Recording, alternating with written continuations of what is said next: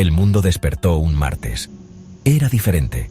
Muy, pero muy diferente. Mi reloj de la mesita de noche ya no era solo un reloj. Era una pantalla chiquita que brillaba. Mostraba mi primer pensamiento del día. Uf, ya es de día. Simple, común y corriente. Pero qué miedo. Todos lo podían ver. Esta era la nueva realidad. Sin aviso. Sin que nos acostumbráramos poco a poco. De repente, todo se sabía. Mi mente ya no era solo mía. Era de todos, de cualquiera que mirara. Lo primero que sentí fue pánico. Un grito por dentro, sin hacer ruido. Pero ni siquiera ese grito era privado. Seguro apareció en la pantalla. La tecnología tenía un nombre. Cognitec. Sonaba como algo bueno, hasta moderno. Empezó en laboratorios muy limpios. Lo presentaron como un milagro para los que no se podían mover. Una forma para que las mentes atrapadas en cuerpos que no respondían pudieran hablar. Buenas intenciones, siempre dicen eso. Los primeros modelos eran toscos y se metían mucho contigo. Pero el progreso es como una fiera que no para. Se hace mejor, se hace más chiquito. Y está en todos lados. Antes de que nos diéramos cuenta, Cognitec estaba por todas partes. Luego vino el cambio, de ser una maravilla médica a ser algo que usaba toda la gente. La política fue lo primero que se sacudió. Imagínense, un mundo sin mentiras adornadas, sin discursos bien preparados que escondían malas intenciones. Los políticos se paraban a hablar y sus pensamientos aparecían al lado de ellos. Cada cálculo egoísta, cada promesa que pensaban romper, la gente lo veía todo. La ambición sin adornos, el desprecio, el miedo. Era un show muy duro de ver. Muchas carreras se acabaron de un día para otro. La confianza, que ya era débil, pareció romperse en 1000 pedazos. Pero apareció un nuevo tipo de político. O quizás, siempre estuvieron ahí, escondidos.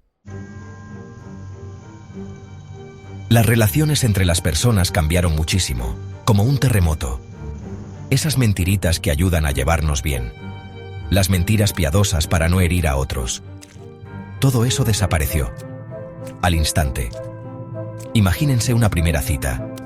Cada pequeña duda, cada cosa que pensabas de la otra persona, juzgándola, todo a la vista, compartido.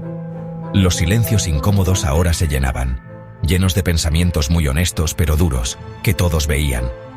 El romance se volvió como caminar en la cuerda floja, sin red de seguridad. El amor, en este nuevo mundo, era aceptar al otro tal cual, de una forma increíble. Ver los pensamientos sin filtro de la persona que amabas, sus miedos, sus inseguridades. Sección 5. El mercado de pensamientos. Sueños en venta, almas en alquiler. El comercio se acostumbró rapidísimo y daba miedo. Si los pensamientos eran públicos, eran datos, y los datos eran el nuevo oro. Los que hacían anuncios estaban felices. Ya no tenían que adivinar. Ya no tenían que estudiar a los grupos de gente. Tenían acceso directo a lo que querías, a lo que necesitabas, a tus antojos del momento. Caminar por la calle era como recibir un montón de cosas a la vez. Anuncios solo para ti aparecían por el rabillo del ojo, hechos por tus pensamientos pasajeros. ¿Tienes sed? Compra X-Cola. ¿Te sientes solo? Prueba esta aplicación para citas. Tu mente era un mercado, cada capricho, una posible compra. Las empresas sacaban provecho de esta corriente sin fin de pensamientos. Sección 6. Susurros de silencio. El surgimiento de los menteborradores. No todos aceptaron este mundo transparente. Una resistencia empezó poquito a poco. Luego creció. Se llamaban a sí mismos menteborradores. Los borradores de mentes. O quizás los que hacían las mentes borrosas. Su meta era simple. Como de otra época. Querían privacidad. El derecho a tener un pensamiento que nadie leyera. La libertad de no ser transparentes. En una sociedad loca por la claridad, ellos eran sombras, como rebeldes contra las nuevas reglas. Sus formas de hacerlo eran simples al principio. Ejercicios mentales, técnicas de meditación. Sección 7. Guarderías de cristal, educando al niño transparente. Los niños que nacieron en esta época no conocían otra cosa. Desde el primer día, Estaban inmersos en un mundo donde la privacidad mental era un concepto extraño. Sus primeros pensamientos eran públicos. Cada idea, cada duda, cada chispa de creatividad, todo estaba a la vista. Su forma de aprender, todos la podían ver y examinar.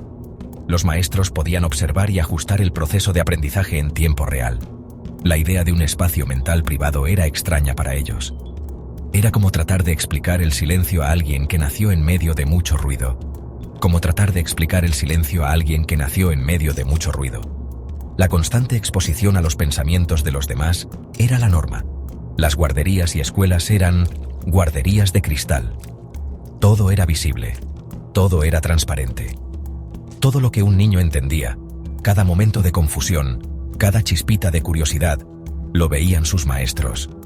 Al instante, no había secretos en el aula, la educación cambió por completo. Los métodos tradicionales quedaron obsoletos. Los maestros podían cambiar las lecciones en el momento, adaptando el contenido a las necesidades inmediatas de cada estudiante, ayudando con lo que no se entendía bien. La asistencia era personalizada y precisa, encontrando problemas para aprender con una precisión nunca antes vista. La tecnología permitía identificar y resolver dificultades al instante. No se podía esconder uno atrás en la clase. Cada estudiante estaba expuesto. Ni hacer como que entendías. La transparencia era total. El sistema prometía que todo sería más rápido y mejor. La eficiencia era la meta. Caminos de aprendizaje para cada uno. Cada estudiante tenía un trayecto único. Cada niño podría llegar a ser todo lo que podía ser. O eso se decía. La promesa de un futuro brillante estaba al alcance de todos. La cantidad de datos que salía de las mentes jóvenes era enorme. Cada pensamiento, cada emoción, todo era registrado y analizado. Sección 8. La multitud solitaria. Mentes conectadas, corazones vacíos. Estábamos más conectados que nunca. La tecnología nos unía de maneras inimaginables. Cada mente, un punto abierto en una red gigante. Una red que parecía infinita. En teoría podías entender a cualquiera. Sus miedos más profundos, sus secretos más oscuros, sus alegrías que duraban poquito, momentos fugaces de felicidad, lo que pensaban de ti sin decirlo, opiniones que ya no se podían ocultar. No había forma de no entenderse. No hacía falta adivinar. Todo estaba a la vista. La promesa era que todos nos entenderíamos perfectamente, sin barreras, como un pueblo mundial de almas conectadas. Un sueño hecho realidad. Por fin entendiéndonos unos a otros, sin malentendidos. Pero una soledad muy grande llegó a este mundo tan conectado. Una soledad inesperada. Si todo se sabe, ¿qué queda por descubrir? ¿Dónde está la emoción? El misterio de otra persona. La intriga de lo desconocido. Cómo se va mostrando la forma de ser de alguien poco a poco. Esa magia se perdió. Estas cosas se perdieron por culpa de la transparencia. La conexión se volvió superficial. Las conversaciones ya no hacían falta. Todo estaba dicho antes de ser hablado. ¿Para qué hablar si los pensamientos ya se compartían? La comunicación se volvió silenciosa. Sección 9. El eco del yo. La identidad perdida en la transmisión universal. ¿Quiénes éramos? ¿Qué nos definía cuando cada pensamiento nuestro era de todos? Cada idea, cada sentimiento, compartido al instante. Cuando lo que pensábamos por dentro era un guión compartido, un libreto que todos seguíamos sin cuestionar. La idea de un yo privado se fue gastando. Luego se vino abajo, se desmoronó como una estatua antigua. La identidad personal, que antes era como un edificio bien construido, se volvió algo que cambiaba y reaccionaba todo el tiempo. Un reflejo de datos y opiniones ajenas, formada por lo que creíamos que otros juzgaban. Por las miradas y los comentarios, por saber todo el tiempo que nos miraban, que nos leían, que cada acción era observada. Esa cara que mostrábamos al mundo, bien arreglada, era imposible de mantener. Una máscara que se desvanecía con el tiempo. Solo quedaba la mente pura, sin filtros. Un espacio donde aún podíamos ser nosotros mismos. Y muchas veces era algo desordenado, con ideas contrarias, y que no nos hacía ver bien. Un caos interno. La gente luchaba por juntar esta corriente de pensamientos públicos con alguna idea de ser uno mismo de forma estable. Una batalla constante. ¿Soy mis pensamientos que van y vienen? ¿O soy algo más profundo?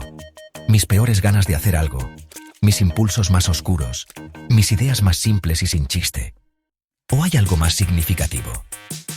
La pregunta sonaba en la mente de todos, sin respuestas fáciles, un enigma sin solución. Una crisis de quiénes somos agarró a todos, una confusión colectiva. Si ser uno mismo se define por lo que es único y privado, ¿qué pasa cuando nada es privado? ¿Qué queda de nuestra esencia? Nos volvimos ecos los unos de los otros, reflejos sin identidad propia. Nuestros pensamientos, influenciados por los pensamientos de los demás. Una red de ideas compartidas. Ser original se volvió algo raro, casi sospechoso. Una rareza en un mar de conformidad. La presión para ser igual a los demás, para pensar cosas aceptables, era enorme. Una carga que todos llevábamos.